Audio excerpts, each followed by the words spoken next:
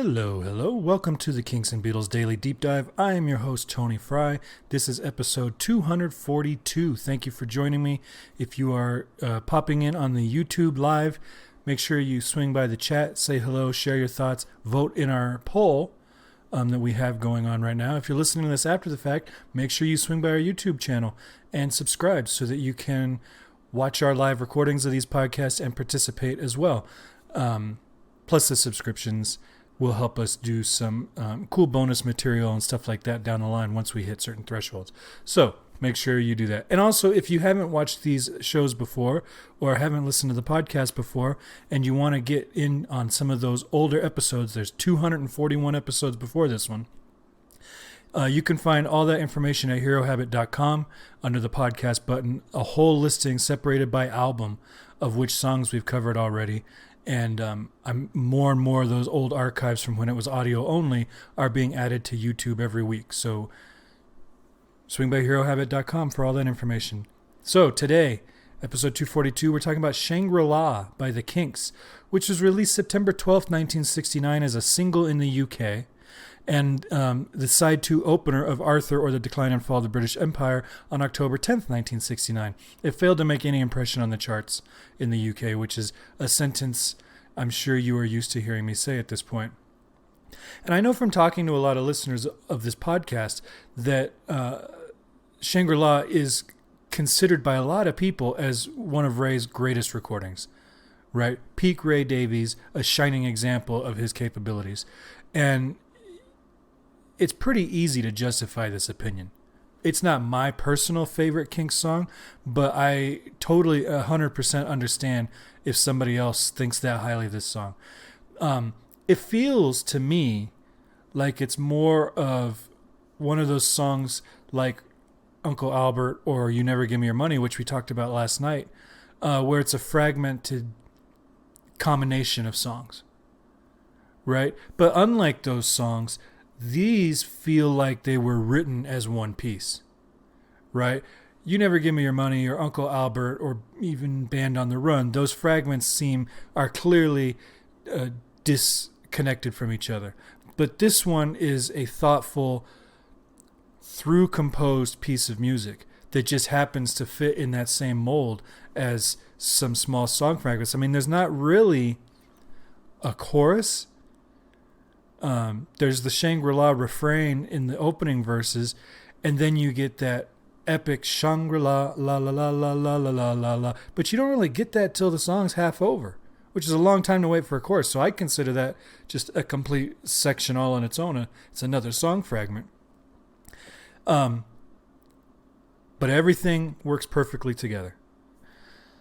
Dave wrote in his first book that Shangri-La was released as a single, and much to our surprise, it was greeted with derision and negative criticism. For some reason, the media critics, people in general, had got hold of the wrong end of the stick. They thought it was purely a put-down of certain social attitudes and behavior of the time, when in fact there was an underlying sympathy for the role played by middle-class Britain.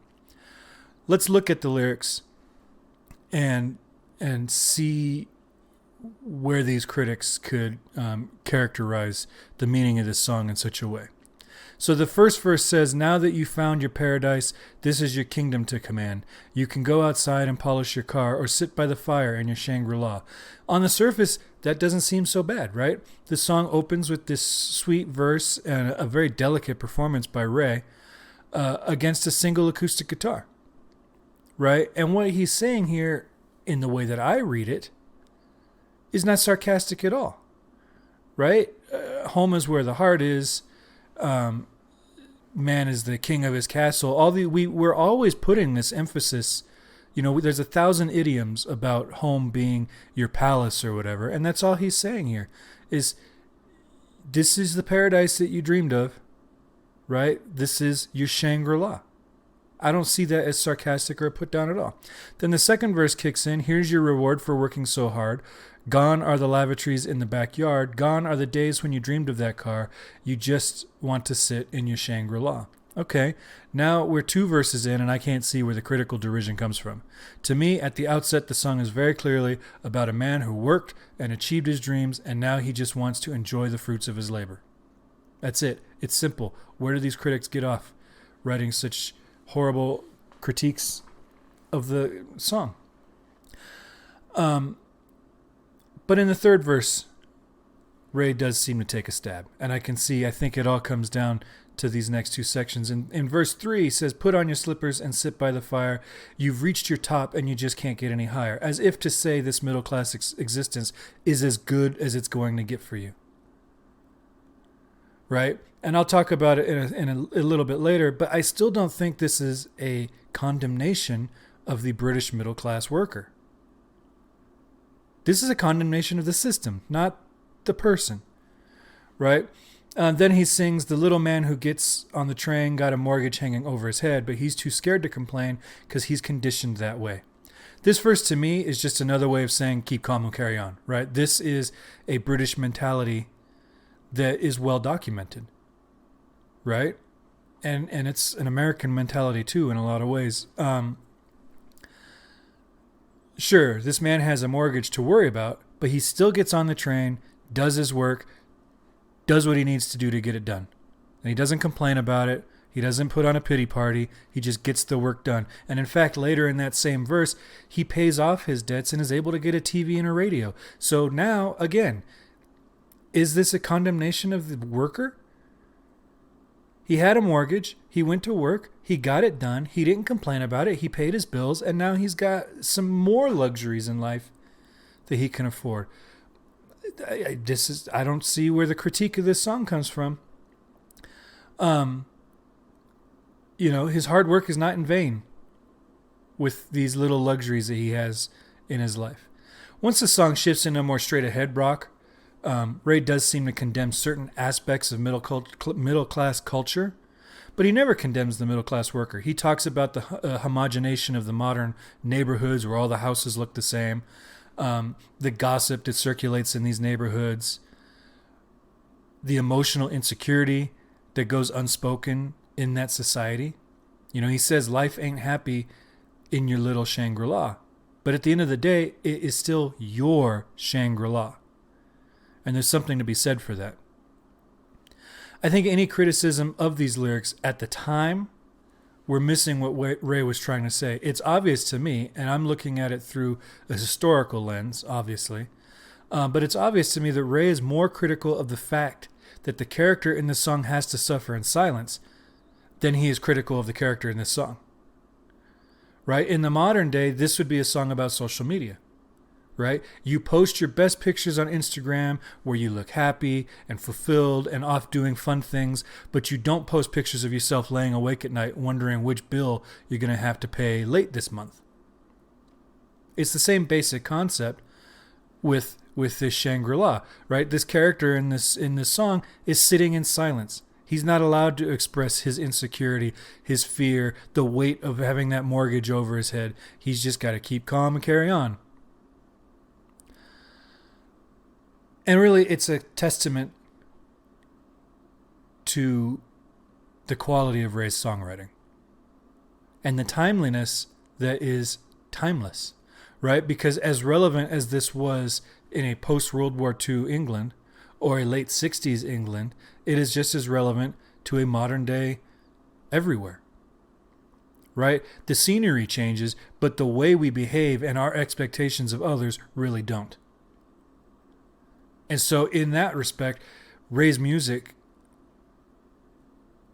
is almost sadly timeless because he does talk a lot, and Shangri-La, I believe, is a song in this catalog that talks a lot about what's wrong in society. And the fact that we're 50 years on, 60 years on in some cases, and these things are still relevant is not great. For any of us, it's not a great commentary on where we've come in the last 50 years since this song came out.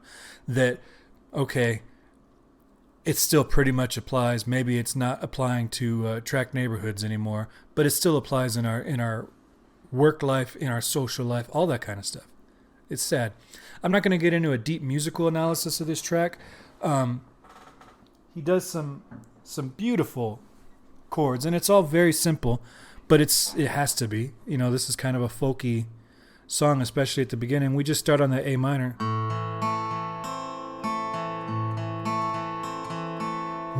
know that you found your paradise. It's just a very lovely little chord progression, very simple, A minor, G, E, A minor.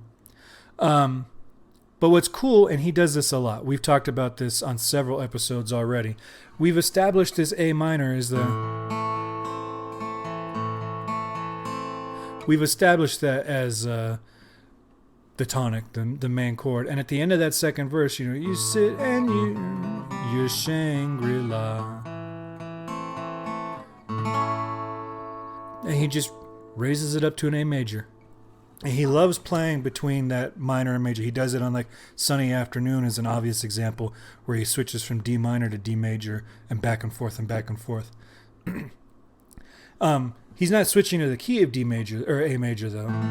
He's using that as a pivot point to get you to D. On your slippers and sit by the fire. You've reached your top and you just can't get any higher. Right? So then we're kind of in D for a little bit. Although he takes some liberties with that key as well. And then when you get to, and all the houses in the street have got a name, he does the same thing he did before, where he went A minor to A major. Now he's doing we're in D. And then when he gets to that section, he switches to D minor.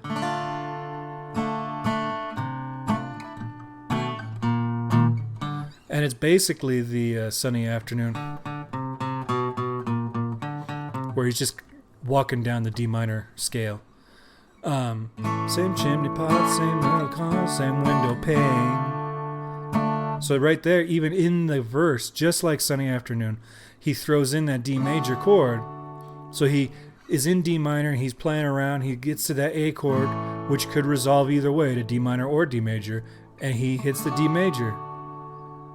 And then neighbors call, tell you, right? So then it's right back to the minor. It's cool stuff. And I like any time a songwriter can kind of be ambiguous with where the tonal center is, whether it's major or minor or whatever it is. And then it's just more of the same. And then you've got the Shangri-La section. It's just a cycle of fourths. Starts on G, Shangri-La, la la la, la la la, la la la. So it's G, up a fourth to C, up a fourth to F, up a fourth to B flat. Repeat. That's pretty basic stuff. But I'm not going to get into all of that. There are some borrowed chords and stuff like that all over the place. But there is some cool harmonic stuff that this is one of the longest songs on the album. And I think it is the longest song that doesn't include a long jam session. Right, we have an extended outro with the Shangri-La chorus, but it's not really a jam in the way that Australia was, which is a longer track. So to have a track this long that goes through all these phases and all that kind of stuff, there's just a lot going on, and we're not going to get into all of it. What I do want to do, though, is point out a few highlights for me. Ray's vocals on this song are fantastic.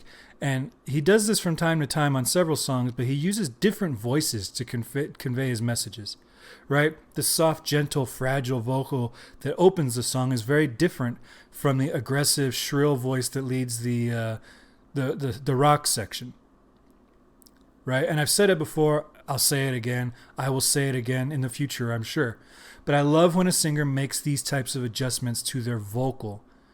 Instead of singing everything in their voice, they're okay. Ray will oftentimes incorporate like that aristocratic accent, or he'll get super whiny and shrill, or he'll be very soft-spoken. Like, he has different aspects to his vocal range that he can access at any given point if it delivers the message in a way that he wants to deliver it more effectively.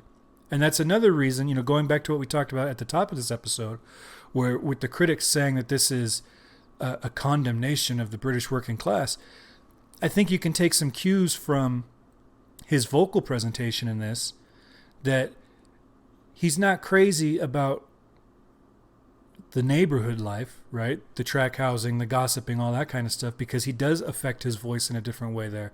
But when he's just singing about this guy's accomplishments, and telling his story. It's very straight ahead. It's very earnest, and I think that you have to interpret the lyrics with that that vocal performance in mind.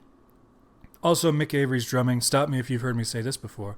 Mick Avery's drumming on this song is fantastic, and I know it doesn't surprise longtime listeners to hear me say that, but when you think of the drummers that get so much credit and acclaim from his era, that he is probably a better drummer than, it's just criminal. He's the most underrated drummer of his generation, and I challenge anybody to tell me otherwise. And then lastly, on the bass, John Dalton has a little lick on the bass during the Shangri-La, the choruses, that is such a cool hook. And to me, every time I hear it, it grabs me. And I think when they were remastering it, I think that part became a little bit more prevalent in the mix. But when they're doing the Shangri-La, and he does it, don don don don don dugga dugga dugga ding don. It's such a cool little lick that he does, and really hooks you into that chorus, as if that chorus wasn't catchy and hooky enough. He absolutely even grabs you a little bit more. When I first heard this song, this is kind of a sleeper for me. I immediately liked it, but when I heard it for the first time, it was kind of a middle of the album in terms of my favorites, not in terms of it literally being in the middle of the album, which it is. But it's just in terms of my hierarchy of the songs, this one was kind of middle of the road for me. But over the years, it just keeps climbing and climbing. And on virtually any other album, it'd probably be in my top 3. And that speaks more to the quality of the insane quality of this album. That this song isn't necessarily automatically considered the best song on the album. But it's really a great song. I asked in the poll, where does Shangri-La rate as your favorite? We only had one voter, even though there was a few more people in here today. But they said it was their all-time favorite. The options were all-time favorite, top 10, middle of the road, or not even in my top 100. All right, that's all I got for you today. Make sure that you swing by herohabit.com to get the back lists of all the episodes we've already done. And if you have comments or anything that you would like to share with me, I can be reached by voicemail at 925-494-1739. You can email me, kinksandbeats@herohabit.com. And of course, you can find me on all the social medias, including our subreddit, our Facebook group, our Twitter page, our Instagram, our TikTok account. And then, of course, please do subscribe right there to this YouTube channel so that you can stay up to date on all the stuff that we're doing, Kinks and Beatles related, and beyond that. We're posting new video content every day, and it would be awesome if you subscribed and helped us get a little bit more exposure. All right, I will talk to you guys tomorrow. We have a bonus episode for our premium contributors, and then I will talk to you on Monday. We're back to Paul McCartney's Ram album on Monday. Thank you so much for watching. Have a great day. Stay safe. Have a nice weekend.